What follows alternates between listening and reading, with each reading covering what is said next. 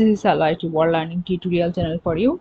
Today in this tutorial I'm going to show you Windows Security app and browser control reputation based protection phishing protection. Warn me about malicious apps and site mark in Windows 11. So for this case we'll go to the search options and here the virus and threat protection, or we can enter easily the Windows Security option. So here, so now apps and browser control, click the reputation based protection settings we have to enter, and here the things phishing protection.